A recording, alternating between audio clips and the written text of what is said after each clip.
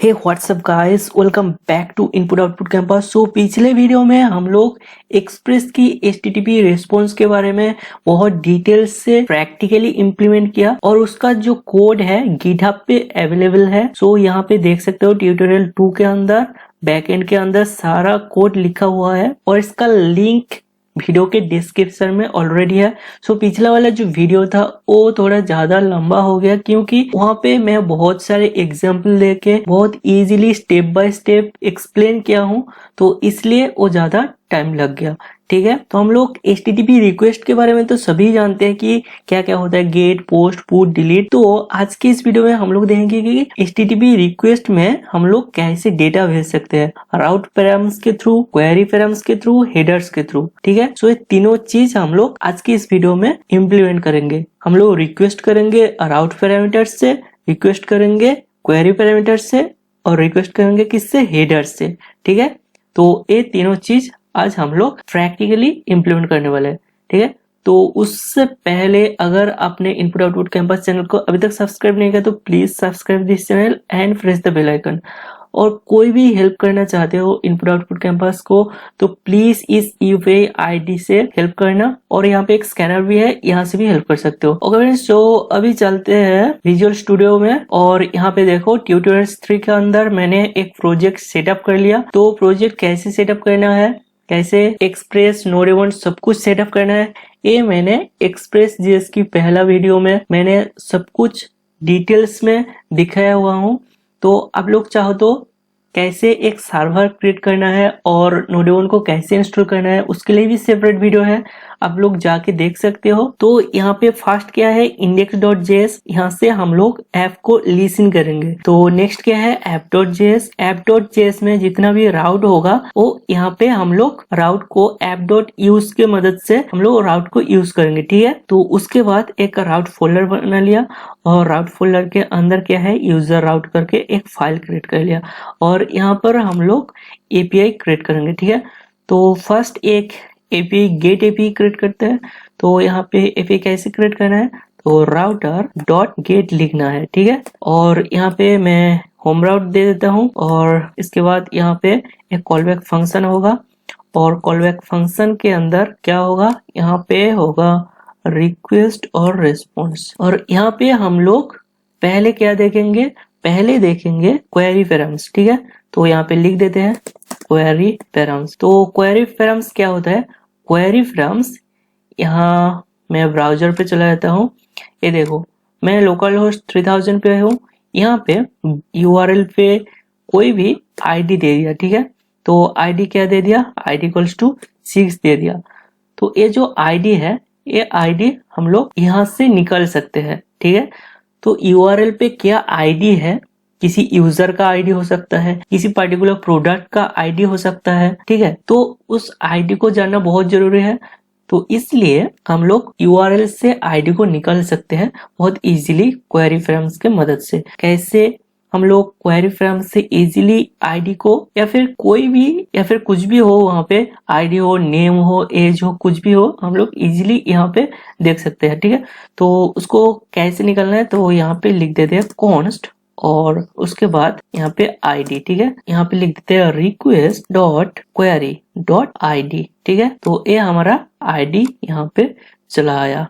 तो अभी इसको हम लोग यहाँ पे देखते हैं रेस्पॉन्स डॉट सेंड करके। तो रेस्पॉन्स डॉट सेंड कर दिया और यहाँ पे मैं H1 के अंदर इसको शो करूंगा। तो यहाँ पे लिख दिया H1 और यहाँ पे मैं लिख देता हूँ यूजर ID इज, यहाँ पे इक्वल्स टू दे देता हूँ और यहाँ पे मैं ID को प्रिंट कर देता हूँ। ठीक है, तो अभी करता हूँ इसको सेव और npm को स्टार्ट करता हूँ।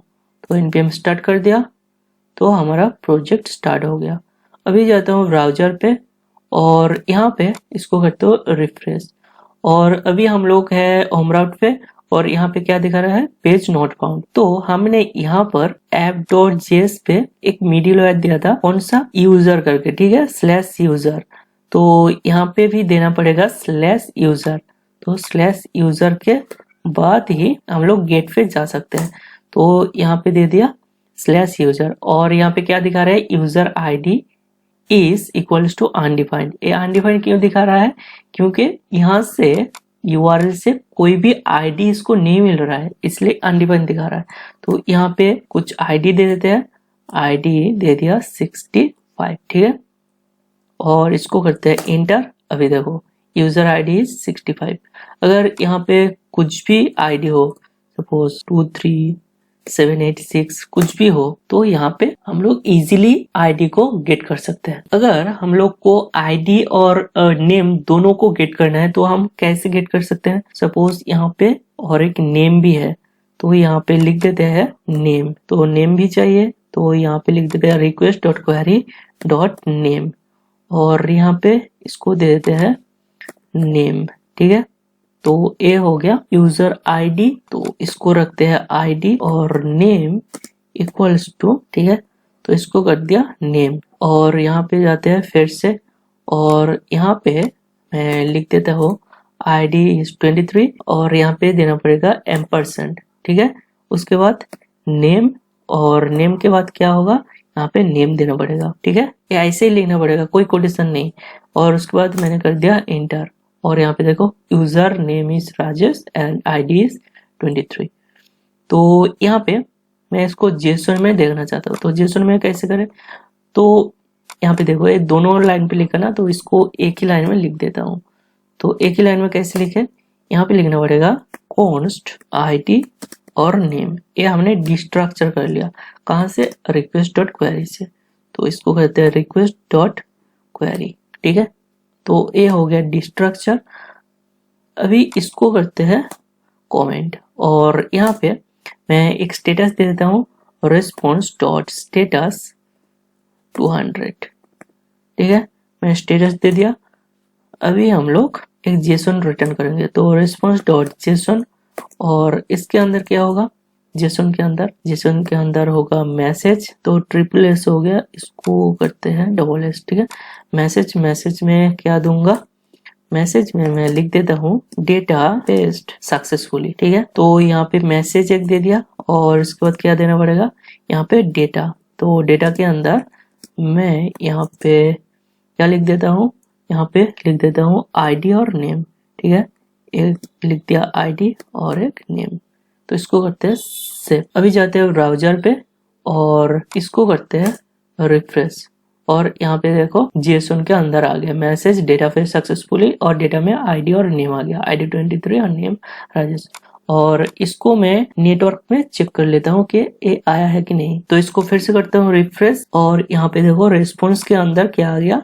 मैसेज और डेटा, ठीक है। तो मैसेज में डेटा फेच सक्सेसफुली और डेटा में आईडी और नेम आ गया, ठीक है। तो ऐसे करके हम मल्टीपल डेटा को क्वेरी पैरामीटर्स से हेडर्स के थ्रू सेंड कर सकते हैं और उसको एक्सेस भी कर सकते हैं।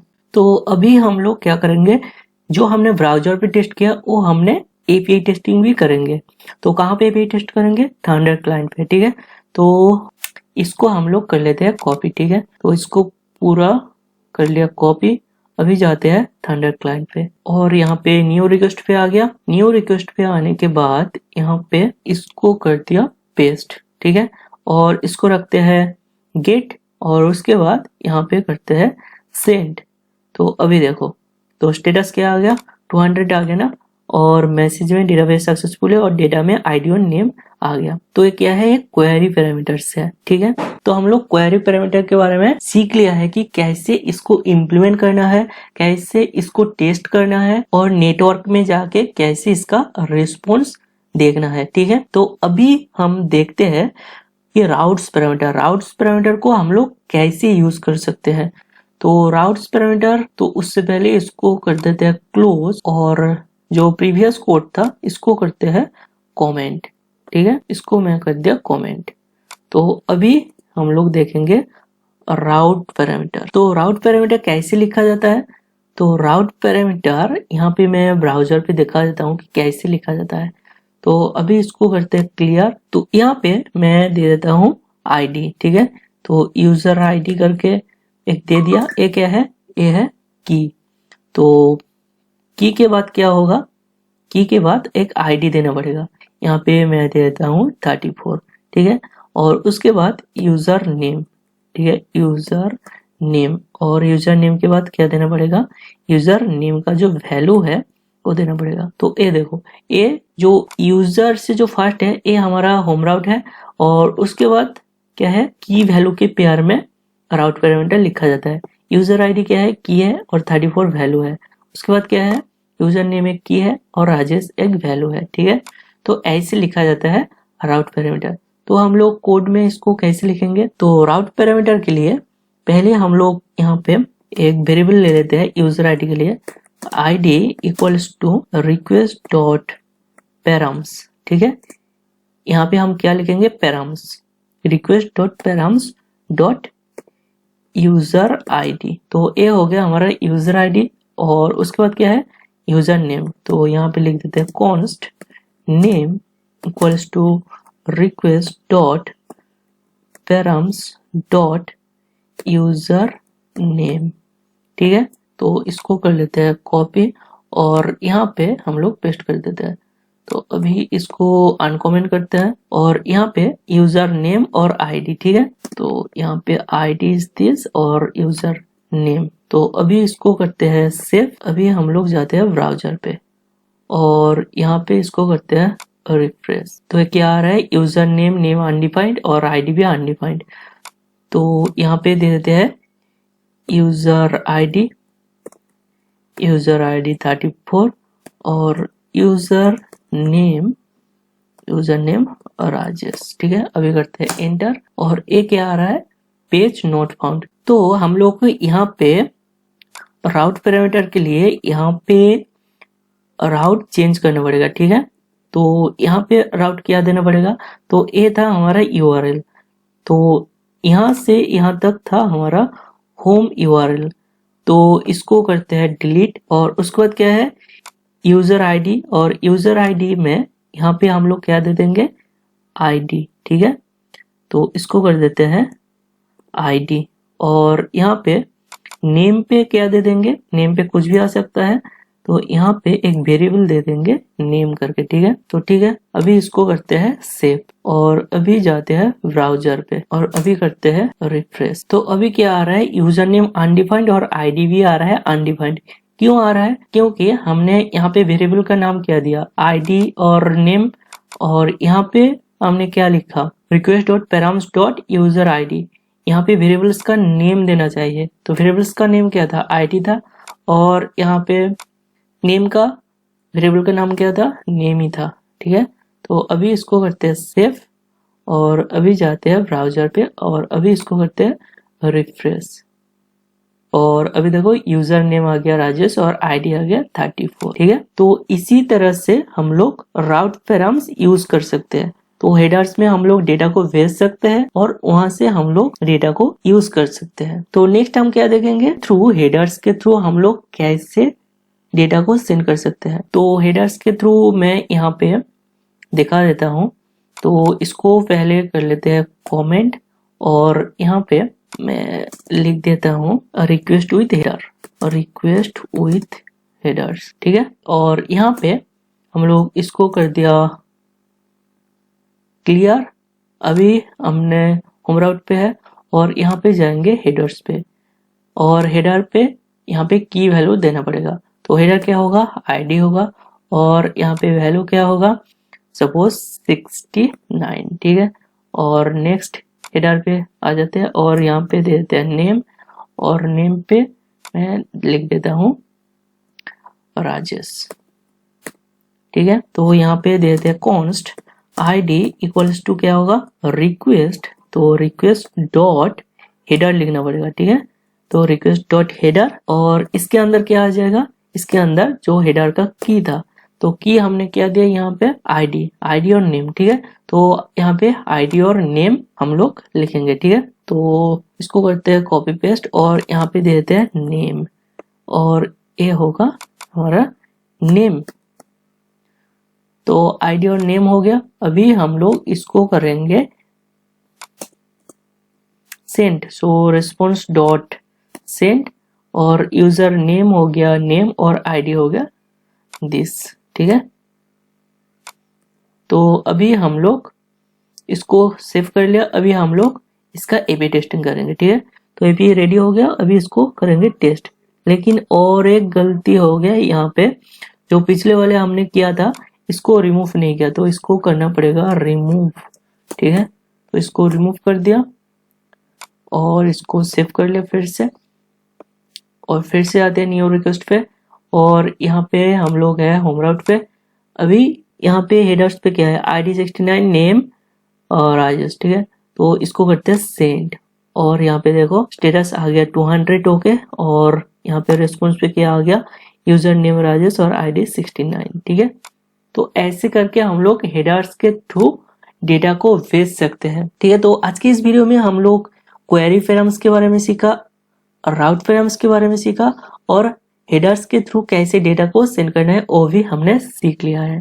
ठीक है, तो hope you enjoyed this video. अगर आपको इस वीडियो अच्छा लगा तो please like the video, share it with your friends. तो thank you for watching this video, see in the next video.